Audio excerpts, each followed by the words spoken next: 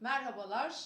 Evet, Balık burcunda yeni ay yayınını öğle saatlerinde sizin için oraya listeleri bıraktım. Şimdi Balık burcundaki yeni ay burçlar üzerinde nasıl etkiler yapacak?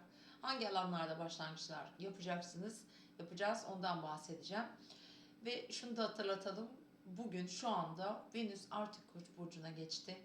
Önümüzdeki 17 Mart'a kadar Venüs Koç burcunda, biliyorsunuz, sevgi, ilişki ve o yöndeki gelişmeleri yöneten gezegen ve hepimiz Koç burcu dinamikleriyle birlikte ilişkiler yönünde çok daha cesur adımlar atacağız.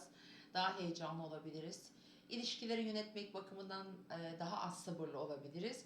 Ama yeni başlangıçlar yapmak adına da bizi cesaretlendirecek de bir Venüs olacak Koç burcunda olduğu için. Evet sevgili dostlar, Koç ve yükselen burcu Koç olan dostlar, yeni ay 20 Şubat günü 12. evinizde doğdu 1 derece. Tabi sizin doğum haritanıza göre bu 11. evinize de düşüyor olabilir. Buralar değişebilir doğum haritasına göre ama genel itibariyle daha kendinize ayırdığınız, daha sakin kalmak istediğiniz, biraz arka plan dediğimiz bizim enerjilerin barındırdığı bir alan burası. Önümüzdeki 7 Mart'a kadar etkileri sürecek. Sizin kendi halinizde, kendinizle baş başa iç huzurunuzu sağlamak veya genel güncel hayatınızda bir şeyleri daha sezgilerinizle yönetmek adına size bu alanda destek olacak. Manevi anlamda oldukça güçlü bazı duygular verir buradaki gezegen birikimleri özellikle. Tabii e, Güneşin buradan geçişi, bir de yeni ay esnasında burada Venüs de 29 derecede Koç'taydı. Yine ilişkiler bakımından özellikle hafta ortasına kadar, aslında bu hafta 22-23 Şubat günlerine kadar bir takım böyle kendi kendinize biraz fazla bazı şeyleri kurma diyelim, evham olabilir, kaygı, endişe hissedebilirsiniz. Daha sonra evet, Venüs'ün de Koç'a geçmesiyle burcunuza geçti. Özellikle haftanın ikinci yarısından sonra tabii Ay da buraya geçecek. Daha girişken bir enerji altında olacaksınız. Yani yeni ayın enerjilerini hafta ortasından sonra biraz daha yönetmek adına daha güçlü adımlar atabilirsiniz. Daha cesur davranabilirsiniz. Ancak bu haftanın sonuna doğru Uranüs'ün Merkür'le bir karesi olacak. Özellikle Cuma gününden itibaren Ay da çünkü boğaya geçince biraz sosyal platformlar, yani sosyal ilişkilerinizi yönetirken bir tık böyle aşağıdan, alt perdeden olayları takip etmeniz daha mantıklı olabilir. Çok acil, ani böyle kararlar almamakta fayda vardır. Çünkü sosyal alanınızdan bir Merkür geçiyor. Uranüs zaten para alanınızda ve Ay da orada olacak. Yani hafta sonu biraz daha maddi konular, ekonomik şartlar diyelim. Oradaki bazı para alışverişleri, ki bunlar sosyal mecralarda belki bazı görevler yapıyorsunuz, sorumluluklarınız var. Belki yardımlaşma içindesiniz. Yani o alanda mesela yeni tanıştığınız veya süreç olarak mesela hayatınızda olan bazı insanlarla bir takım fikirsel anlamda zıtlaşmalar meydana gelebilir. Onlara biraz sakince, biraz daha böyle düşünerek tepki vermek daha doğru olabilir açıkçası.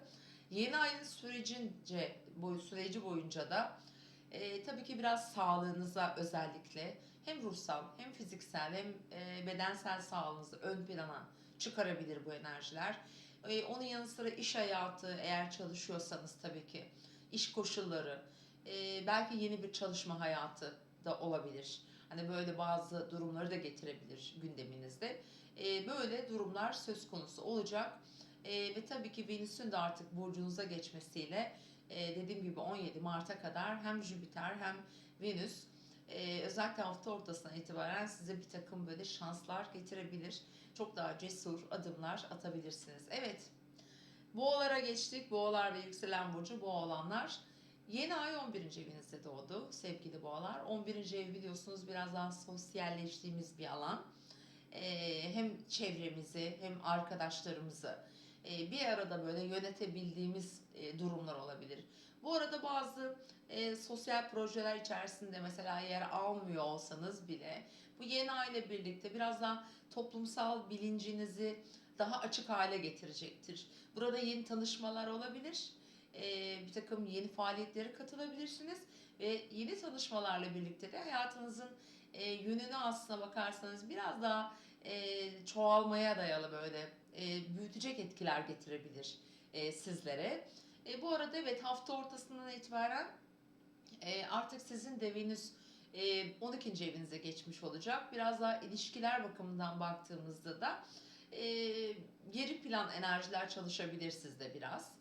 Biraz daha düşünebilirsiniz. Biraz daha cesaret yerine acaba diye bir geri dönüş olabilir. Yani geri adımlar attırabilir, açıkçası öyle söyleyelim. Fakat onun yanı sıra da haftanın sonuna doğru, bu haftanın Ay Boğa'ya, yani burcunuza geçecek.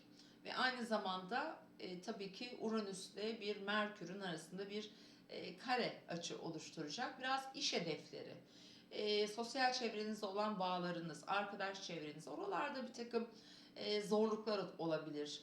Duygu ve düşüncelerinizi karıştıracak durumlar, kişiler meydana gelebilir. Bir takım sevdiğiniz veya yollarınızı ayırmak istediğiniz diyelim arkadaşlarınız olabilir. Yeni tanıştığınız insanlara farklı bakış açılarıyla bakabilirsiniz gibi gibi sürpriz gelişmeler de olabilir bu arada. Çünkü hafta sonu dediğim gibi Uranüs'ün Merkür'le yapacağı böyle bu kare açıda böyle ani getirecek bazı düşünce ve fikirler de olabilir. Bu arada sizin kendi benliğinizde de oluşabilir. Ama sürpriz gelişecek bazı haberlerle de böyle bir sizi şaşırtacak, kafanızı karıştıracak durumlar söz konusu olabilir açıkçası. Ve bunun yanı sıra yeni ayın etkileri 7 Mart'a kadar sürecek. Mesela 7 Mart itibariyle de yine sizin için şöyle bir kendi gündeminizi toparlamak adına aslında size fayda verecek, destekleyecek bir süreç başlayacak sizin için. Özellikle 7 Mart sonrası. Çünkü Başak'la ilgili bazı gelişmeler söz konusu olacak. Sanki aşk hayatı, işte çocuklar, o alanları güçlendirecek bazı enerjiler olacak. Yeni tanışmalar olabilir bu arada. Ya da mevcut ilişkileri yeniden inşa edecek bir takım fırsatlar gelebilir ki burada hem ailevi bakımdan hem çocukları bakımından da bir takım gelişmeler bekleyen eğer boğalardansanız kendi hayatınızla birlikte sevdiğiniz insanların hayatlarında bir takım yeni dokunuşlar meydana gelebilir açıkçası. Uranüs'ün etkisini alıyorsunuz sonuç olarak ve bu hafta Uranüs'ün bazı getireceği sürprizler var. Sürpriz haberler de bu hafta boğalar için geçerli olabilir. Ani yön değişiklikleri getirebilir açıkçası. Evet, ikizler ve yükselen burcu ikizler olan dostlar, yeni ay tabii ki 10. evinizde, kariyer evinizde doğdu. Bu hayatınızda bir takım yeni projeler, yeniden başlamak, bir şeyleri yeniden kurmak, belki de bazı geçişler yapmak adına bir takım gelişmeler getirebilir. Bu doğum haritanızla kesinlikle bağlantılı. Dolayısıyla böyle önemli noktalardaki geçişler önemli kararlar getirebiliyor. Önemli fikir ve projeleri hayatınıza sokabilir. Bunlar aileyle ilgili, yaşanan yerle ilgili olduğu gibi aslında hem ilişkileri hem de biraz daha kişinin kendi düşünce ve fikirlerini de değiştiren faktörleri devreye sokabilir. Yani tamamıyla başka bir bakış açısıyla bir şeylere bakabilirsiniz. Ancak şurada, yani burada dikkat edilmesi gereken yine sizin için de aynı şey, aslında benzer konular olacak. Bu çarşambadan sonra mesela ani gelişebilecek bir takım gelişmeler, sürpriz haberlerle böyle fikirlerinizde veya mesela çalışıyorsanız iş yerinizde olabilir. Bir değişiklik olma ihtimali söz konusu olabilir açıkçası.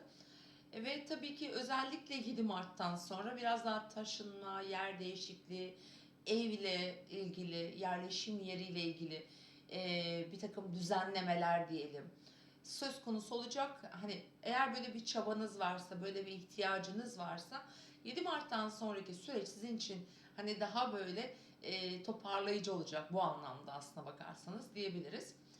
Ve tabii ki Venüs'ün Koç burcuna geçmiş olmasıyla birlikte de sevgili koçlar için, sevgili ikizler için tabii aslında destekleyen bir yapı bu.